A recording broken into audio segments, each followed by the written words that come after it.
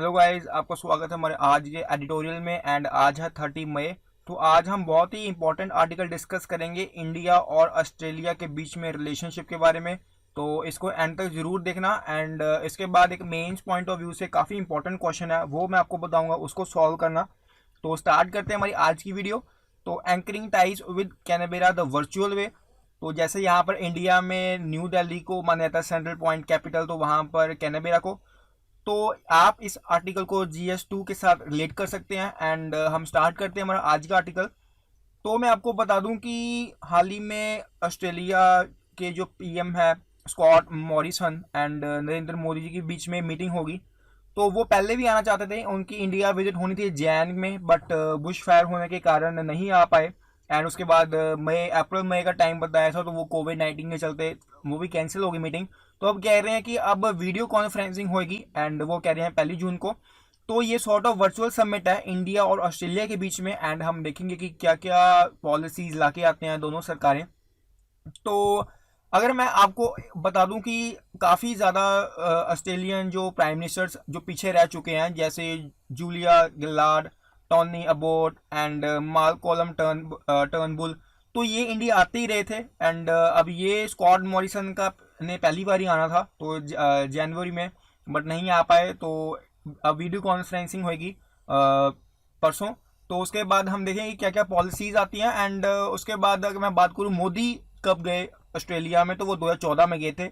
उनसे पहले राजीव गांधी गए थे, ठीक है, 1986 में PM।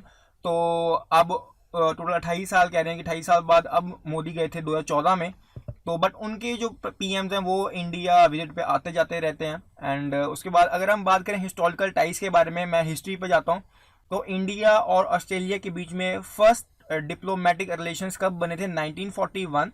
तो जब कॉन्सुलेट जनरल ऑफ इंडिया ने खोला था ट्रेड ऑफिस इन सिडनी, ठीक है, आपने ये याद रखना है। ट्रेड ऑफिस कहाँ खोला था? सिडनी। कब खोला था? 1941। और किसने खोला था? कॉन्सुलेट जनरल, ठीक है, CG। तो ये आपने पॉइंट याद रखना है। उसके बाद 1944 में क्या होता है? First high commissioner to India. मतलब किसका हाई कमिश्नर? ऑस्ट्रेलिया का हाई कमिश्नर, जिनका नाम है इवन मैके, ठीक है। तो ये आपने याद रखना है। क्या क्या याद रखना है? 1941 में ट्रेड ऑफिस बनता है सिडनी में, ठीक है ना, वो कौन बनता है? Consulate general. उसके बाद 1944 में फर्स्ट हाई कमिश्नर जो इंडिया में आते हैं ऑस्ट्रेलिया का बन के, तो वो है इवन मैके। एंड उसके बाद अगर मैं कोल्ड वॉर की बात करूं, कोल्ड वॉर चलती है 1947 से 1991। एंड उसके बाद थोड़े यहाँ पर ना जो इनके बीच में डिस्प्यूट हो गया था, इनके रिलेशनशिप थोड़ा ख़राब हुए थे। अब ख़राब ऐसे हुए थे कि ऑस्ट्रेलिया था वो USA के साथ रल गया था। एंड इंडिया तो पहले तो वो कह रही थी कि वो नॉन अलाइन मूवमेंट के साथ था, ठीक है, वो किसी के साथ है ही नहीं। तो बट उनके जो संभावना कह लीजिए, उनके आसार कह लीजिए, वो USSR के साथ बहुत ज़्यादा मिलते थे। तो ये बात ऑस्ट्रेलिया वालों को अच्छी नहीं लगी। तो उस समय इनके रिलेशन थोड़े ख़राब हो गए। एंड रिलेशन और तब ज़्यादा ख़राब हो जाते हैं जब इंडिया पर ऑस्ट्रेलिया ने सैंक्शंस ला देते हैं, क्योंकि इंडिया अपना जो न्यूक्लियर टेस्टिंग करता है, एक्सपेरिमेंट करता है 1998 में। तो वो ऑस्ट्रेलिया वाले क्या करते हैं? ऑस्ट्रेलिया जाता है USA के पास एंड अदर वेस्टर्न कंट्रीज़ के पास, एंड वो शिकायत लगाता है इंडिया की, एंड कंप्लेन करता है। तो इनके ऊपर न्यूक्लियर सैंक्शंस ला देता है वो। तो वो ऑस्ट्रेलिया वाला कर चुका होता है। बट हम यहाँ पर देखते हैं कि अच्छे रिलेशंस भी हुए हैं 2014 में। एंड जब Australia signed uranium supply deal with India, तो ऑस्ट्रेलिया वाले ने माना था कि हम आपको यूरेनियम सप्लाई करेंगे।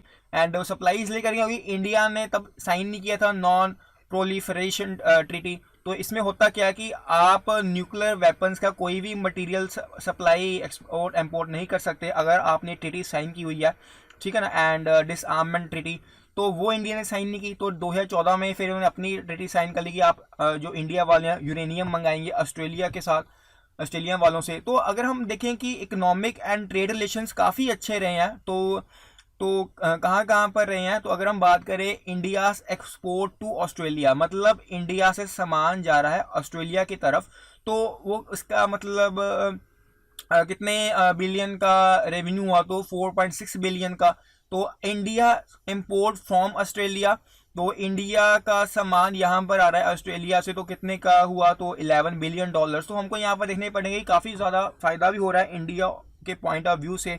And India main export to Australia की अगर बात करें तो कौन कौन से हैं जो वहाँ पर जाते हैं, तो passenger motor vehicle, machinery, pearls, James, jewellery, वो सब यहाँ से होती है। रिफाइंड पेट्रोलियम मैंने आपको बताया भी था, क्रूड ऑयल दूसरी कंट्री से इंपोर्ट करवाता है इंडिया, उसको रिफाइन में डालकर उसे प्योरीफाई कर कर वो आगे एक्सपोर्ट करता है अलग अलग कंट्रीज़ को, जैसे ऑस्ट्रेलिया उसका एक पार्ट है। एंड कौन कौन से इंपोर्ट्स हैं जो ऑस्ट्रेलिया से आते हैं इंडिया में, तो वो कोल है, नॉन मॉनेटरी गोल्ड है, वूल है, फर्टिलाइजर्स है, तो ये कुछ हमारे पास आते हैं। एंड एजुकेशन के साथ रिलेटेड सर्विसेज वहाँ वहाँ से ऑस्ट्रेलिया से बहुत मिलती हैं। एंड इवन कि इंडिया से कई लोग ऑस्ट्रेलिया की ओर जाते हैं, पढ़ने जाते हैं एंड रहने जाते हैं, तो वर्क वीज़ा लेके जाते हैं। तो यहाँ पर हमको देखना पड़ेगा कि रिलेशंस काफ़ी अच्छे रहे हैं। तो अगर हम इकोनॉमी की भी बात करें, ट्रेड रिलेशंस की बात करें, तो यहाँ पर मैं एक ग्राफ शो किया हुआ है। ग्राफ में ये बताता है कि जो इनके बीच में एक्सपोर्ट्स हैं, मतलब ट्रेड विद इंडिया हो रहा है, तो एक्सपोर्ट्स जो हैं वो कैसे इंक्रीज हो गए हैं, ठीक है, $15 बिलियन से भी ऊपर पहुंच चुका है 2018 में। एंड उसके बाद इम्पोर्ट्स हैं वो रह चुके हैं $5 बिलियन के करीब 2018 में। तो इंडिया पॉइंट ऑफ व्यू से ऑस्ट्रेलिया में ऑस्ट्रेलिया वालों के साथ जो ट्रेड डील करना वो काफ़ी ज़्यादा फायदेमंद साबित भी हुई है। यहाँ पर ये आपको ग्राफ शो भी करता है। एंड उसके बाद अगर हम देखें कि सिविल न्यूक्लियर कॉरपोरेशन जो इनके बीच में एग्रीमेंट हुआ था 2014, मैंने पीछे बात भी बताई है कि ऑस्ट्रेलिया ने यूरेनियम सप्लाई करना है किसको, इंडिया वालों को। एंड अच्छा वो अब यूरेनियम सप्लाई उसके बीच में पहले से पॉलिसी में साइन की गई है टर्म्स एंड कंडीशन में कि वो पीसफुल यूज़ के लिए यूज़ होगा, मतलब सिविल पर्पस के लिए यूज़ होगा, सॉर्ट ऑफ डिफेंस अगर आपको ज़रूरत है तभी आप यूज़ करोगे, अदरवाइज किसी को डराना धमकाना, किसी के ऊपर वैसे ही इस्तेमाल करना वो आपको इजाज़त नहीं देता ये एग्रीमेंट। एंड उसके बाद अगर हम देखें डिफेंस कॉरपोरेशन में, तो जो मैंने आपको कहा कि जून 1 में ये अभी हाल ही 2 दिन बाद इनके बीच में वीडियो कॉन्फ्रेंसिंग होगी, तो म्यूचुअल लॉजिस्टिक सपोर्ट एग्रीमेंट होने की जो संभावना बहुत ज़्यादा है। अच्छा ये है क्या म्यूचुअल लॉजिस्टिक सपोर्ट एग्रीमेंट? ये एक्चुअली मिलिट्री बेसिस के ऊपर ऐसे कह सकते हैं कि दोनों एक्सचेंज कर सकते हैं, ताकि मतलब इंडिया वाले और ज़्यादा अब उनके मिलिट्री बेसिस पर जाके एक्सरसाइज कर सकते हैं। तो यही ईज ऑफ कंडक्ट, ठीक है ना, ईज ऑफ कंडक्ट, ताकि वो लार्ज स्केल्स पर क्या करें, लार्ज स्केल्स पर मिलिट्री एक्सरसाइज को कर सकें। एंड इवन की इंडिया और ऑस्ट्रेलिया के बीच में नेवल एक्सरसाइज होती है। नेवल एक्सरसाइज मतलब मैरीटाइम एक्सरसाइज होती है जो पानी के बीच में होती है। ऑसी इंडेक्स होती है, तो ऑसी इंडेक्स एक्चुअली इनके बीच में तो होती रहती है। तो अब ये कह रहे हैं कि मिलिट्री बेसिस पर के जो उनके माध्यम से वहाँ पर एक्सेस की जाए, मतलब नेवी की तो होती है, तो अब वो ग्राउंड मिलिट्री के साथ भी ये मिलिट्री एक्सरसाइज दोनों एक्सचेंज करना चाहते हैं। तो वो इसकी बात होगी यहाँ पर म्यूचुअल लॉजिस्टिक सपोर्ट एग्रीमेंट में। एंड मैं आपको एक और बता दूँ कि मालाबार एक्सरसाइज होती है 3 कंट्रीज के बीच में, इंडिया एंड यूएसए एंड उसके बाद चाइना, एंड ये तीनों कंट्रीज एक्सरसाइज करती है मालाबार एक्सरसाइज, तो मिलिट्री एक्सरसाइज है। अब ये भी कहा जा रहा है कि इसमें एक और कंट्री ऐड हो जाएगी, वो है ऑस्ट्रेलिया। तो थोड़े टाइम में ऑस्ट्रेलिया भी अब मालाबार एक्सरसाइज में हमको देखने को मिलेगी। एंड अगर उसके बात करें रिलेशन विद मच पोटेंशियल, तो अब ये भी कह रहे हैं कि जून 1 में जब मीटिंग होगी तो न्यू दिल्ली और कैनबेरा के बीच में 2+2 फॉर्मेट का हमको देखने को मिलेगा। 2+2 फॉर्मेट होता क्या है कि जब फाइनेंस मिनिस्टर और डिफेंस मिनिस्टर, मतलब इंडिया के finance minister plus defence minister उनके ऑस्ट्रेलिया के finance minister and defence minister के साथ मिलते हैं, बात करते हैं, पॉलिसीज लेके आते हैं, ट्रीटीज लेके आते हैं, ठीक है, समझौते करते हैं। तो हमको यहाँ पर 3 सेक्टर में देखने को मिलेगा, हेल्थ सेक्टर में, फूड सेक्टर में एंड एजुकेशन सेक्टर में। तो ये काफ़ी इंपॉर्टेंट सेक्टर्स हैं। एंड उसके बाद में अगर बात करूँ कि एक क्वाड एक ग्रुप बना हुआ है, क्वाड का मतलब होता है 4, तो ये 4 कंट्रीज का ग्रुप बना हुआ है। एंड इसमें कौन कौन सी कंट्रीज हैं, इंडिया है, ऑस्ट्रेलिया है, जापान है एंड यूनाइटेड स्टेट्स है। तो ये 4 कंट्रीज का काम किया कि ये चाइना वालों को कंटेन करके रखती है, उनके ऊपर नकेल कस के रखती है, काबू करके रखती है, ताकि वो आने वाले समय में दूसरे मतलब ऐसे कह लीजिए वर्ल्ड पर हावी ना हो जाए, ठीक है, अपने गलत तरीकों से। तो यहाँ पर हमको ये भी देखने को मिलता है कि उसी के चलते चलते ऑस्ट्रेलिया और चाइना के जो रिलेशनशिप्स हैं वो ख़राब भी हुए हैं, ठीक है, उनका ग्राफ नीचे भी आया। एंड हमको यहाँ पर एक और चीज़ देखने को मिलती है, इवन कि जब चाइना में कोरोना वायरस जब फैला था एंड ऑस्ट्रेलिया वाला ने जोर डाला था WHO पर कि उसका एग्जैक्ट मतलब निकाला जाए कि कहाँ से निकला, कैसे निकला, क्यों निकला। तो तब चाइना वालों ने इनको धमकी दी थी ऑस्ट्रेलिया वालों को कि आपको इस क्वेश्चन का जवाब हमारी जनता देगी। तो अब देखते हैं कि क्या ऑस्ट्रेलिया इस चीज़ को फेस करती है। बट अभी तक तो ऐसा कुछ नहीं हुआ, तो अभी तक ऑस्ट्रेलिया सेफ है। बट तो तभी मतलब ऑस्ट्रेलिया के जो हालात है, जो उनके रिलेशनशिप चाइना वालों के साथ खराब हुए हैं, इसका फ़ायदा इंडिया वालों को बहुत ज़्यादा मिलेगा एंड इसका फ़ायदा सिग्निफिकेंस इंडिया जरूर उठाएगा। एंड उसके तभी ये वर्चुअल समिट हुई है। इवन कि इंडिया वाले वर्चुअल समिट अभी काफ़ी बार कर चुके हैं, 2-3 बार G20 समिट हुई थी तब इंडिया वाले शामिल थे। अब साउथ ईस्ट नेशन के साथ भी उनकी समिट हो चुकी थी इंडिया वालों की, वहाँ पर भी शामिल थे। बट एक बाइलेटरल समिट नहीं हुई थी किसी कंट्री के साथ, तो वो भी अब होगी। अब ऑस्ट्रेलिया वालों के साथ वर्चुअल मीटिंग होगी, जिसमें कि हम देख सकते हैं कौन कौन से एग्रीमेंट को लेकर साइन होते हैं।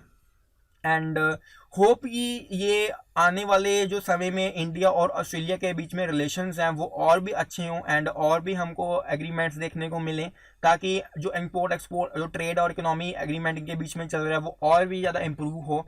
तो यहाँ पर एक क्वेश्चन है जो मेन पॉइंट ऑफ व्यू से काफ़ी इंपॉर्टेंट है, आपने इस क्वेश्चन को सॉल्व करना है कि discuss the evolution of India and Australian relations, इनके बीच में रिलेशंस के बारे में बताना। And what are the areas of relations between India and Australia that show great potential.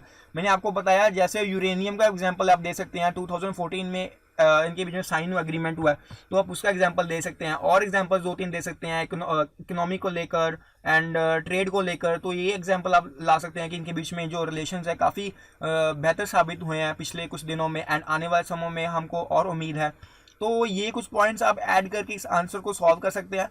And hope आपको आज की वीडियो समझ आ गई हो। काफ़ी सिंपल वीडियो थी इंडिया और ऑस्ट्रेलिया के बीच में रिलेशंस के बारे में। And thank you so much for watching my video.